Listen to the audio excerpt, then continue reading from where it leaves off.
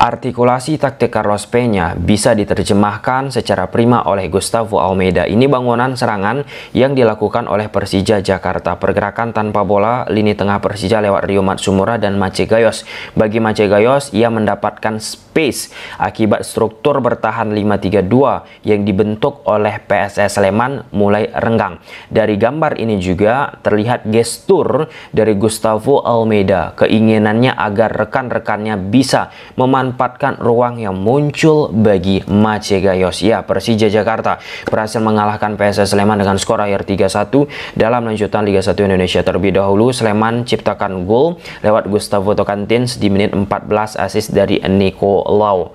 Kemudian disamakan oleh Persija Jakarta di menit 64 lewat Gustavo Almeida, assist dari Andri Tani. Lalu gol kedua Persija lewat Gustavo Almeida lagi di menit 88 lewat titik putih penalti, dan gol ketiga Persija dicetak again Gustavo Almeida di menit 90 plus perpanjang waktu ke-12 menit, assist dari Rico Simanjuntak, hat-trick Gustavo. Sebelum video, aku gak pernah bosan-bosan untuk ingat ke teman-teman, ketika teman-teman tonton video ini, jangan lupa tekan tombol like-nya. Dari susunan formasi Carlos Peña bersama Persija Jakarta gunakan pola 1-3-5-2 atau 1-3-4-1-2. Sedangkan PSS Sleman di atas kertas gunakan pola 1-3-5-2. Struktur bertahan yang diaplikasikan oleh Sleman nanti akan sangat jelas kelihatan, yaitu 5-3-2. Nah, ini momen build up yang dilakukan oleh Persija Jakarta. Nature-nya permainan Persija Jakarta itu kuatnya ya, pergerakan tanpa bola lewat sektor tengah, dan secara bentuk bertahan PSS Sleman gunakan shape 5-3-2. Di sektor tengah Betinho, Dion, Paulo Sitanggang sudah itu men-tracking 3 pemain tengah dari Persija Jakarta. Pada momen ini Rio Matsumura melakukan pergerakan melebar untuk memunculkan sebuah opsi passing bagi Rizky Ridho, dan secara sigap juga bisa ditekan oleh pemain-pemain PSS Sleman upaya tersebut, dan tidak memberikan dimensi kuat lewat upaya bangunan serangan Persija Jakarta. Ada satu elemen bagi aku di awal-awal pertandingan bagi Persija Jakarta, atau sebelum Persija Jakarta tertinggal lah ya, bagaimana Persija Jakarta tidak rapi dan ya terlalu terburu-buru. Dikala sektor tengah dari Persija Jakarta, Rio Matsumura, Ruben Bueno, dan Macegayos secara positioning belum begitu oke, bola itu sudah dialirkan ke sektor depan. Atau ini yang paling penting, ketika Rio Matsumura, Ruben Bueno, Macegayos sudah mendapatkan positioning prima, tidak diberikan umpan, tidak dimanfaatkan. Nah, elemen tersebut ya menjadi salah satu faktor yang membuat kekuatan Persija Jakarta nggak keluar itu, nggak meledak itu. Dan kita pun harus appreciate bagaimana struktur 5-3-2 yang dibangun oleh PSS Sleman bisa mendorong upaya yang dilakukan oleh pemain-pemain Persija Jakarta. Nah, di babak kedua memang struktur PSS Sleman jauh berubah. Jauh berubahnya itu dari arti kata resistensinya, penekanannya, dan shape 5-3-2 yang dimainkan oleh PSS Sleman di babak kedua pun banyak renggang. Ketika banyak renggang itu lebih pede pemain tengah Persija, lebih banyak bisa dimanfaatkan oleh pemain Persija Jakarta, dan ya Persija pun pelan-pelan bisa bangkit, salah satunya lewat transisi yang dibangun awalnya oleh Andri Tani Ardiasa. Kita lihat dulu momen lainnya. Ini proses gol dari PSS Sleman. Awalnya serangan yang dilakukan oleh Persija Jakarta. Nah, serangan tersebut patah. Artinya kan ada situasi turnover.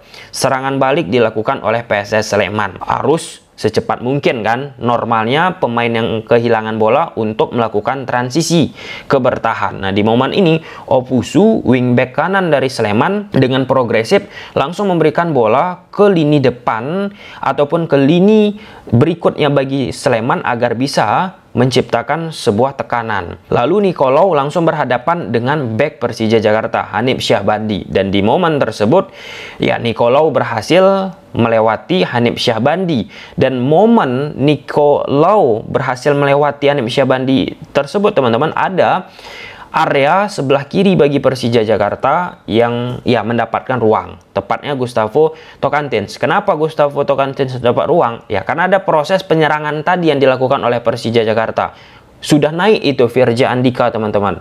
Artinya butuh kan kecepatan bagi Firja Andika lagi untuk menutup Nicolau. Nah, karena posisinya Firja Andika tertinggal, mendapatkan ruang yang bebas bagi Tocantins untuk menciptakan sebuah gol. Dari proses gol Persija Jakarta ini pun sebenarnya bagi seorang pemain itu ya bisa membaca situasi juga.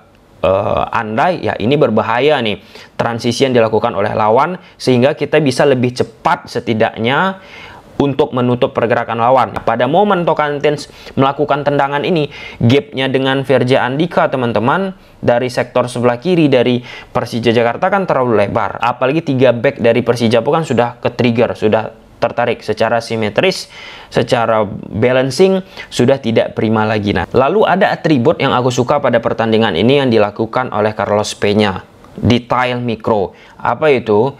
Posisi Hanif Syahbandi di switch dengan posisi Rizky Ridho.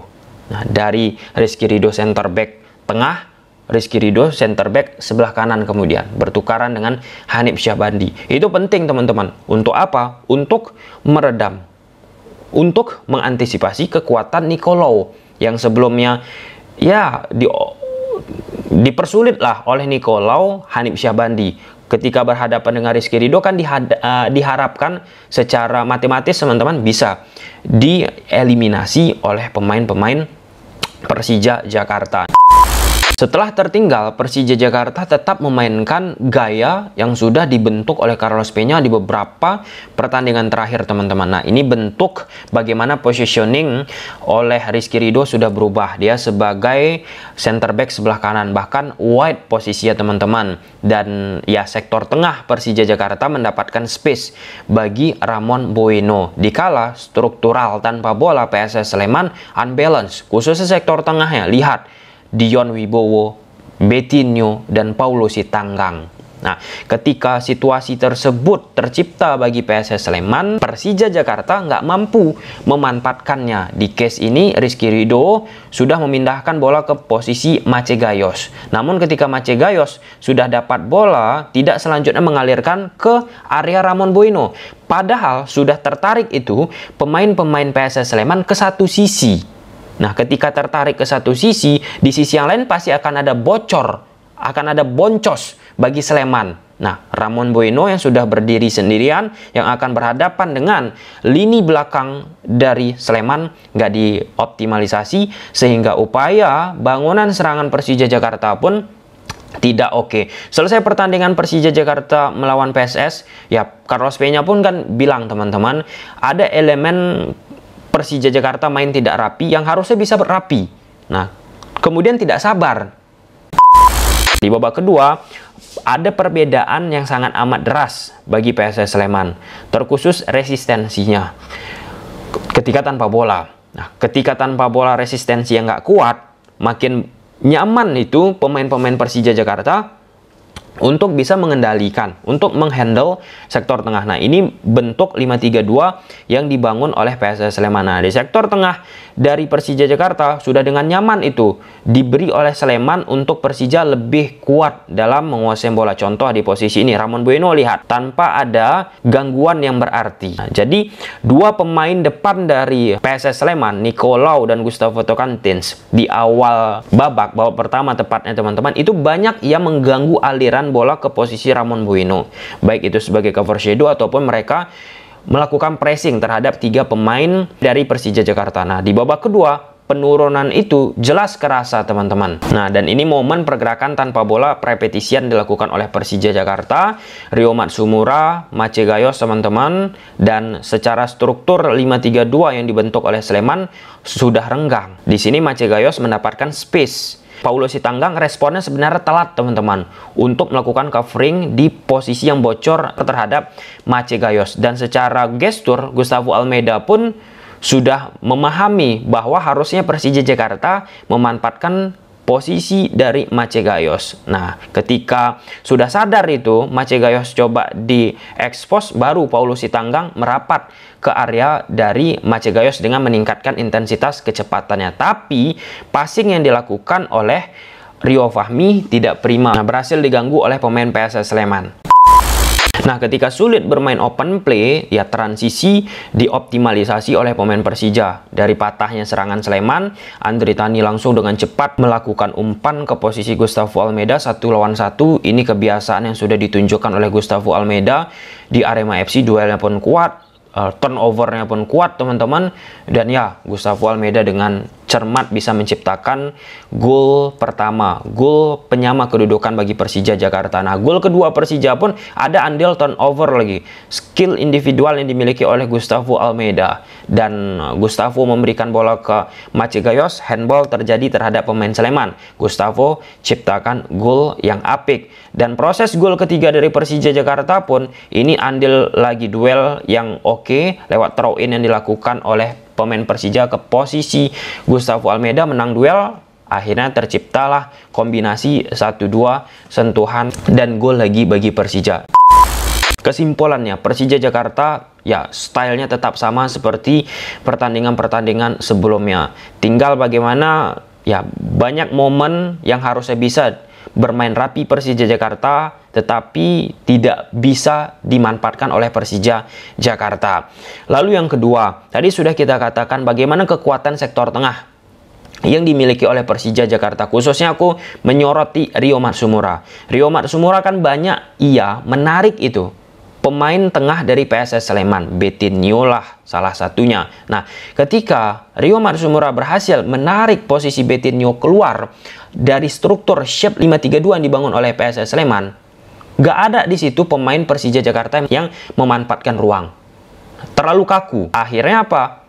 Karena tidak dimanfaatkan ruang tersebut, impact lebih daripada seperti biasanya tidak mampu dieksekusi oleh pemain-pemain Persija.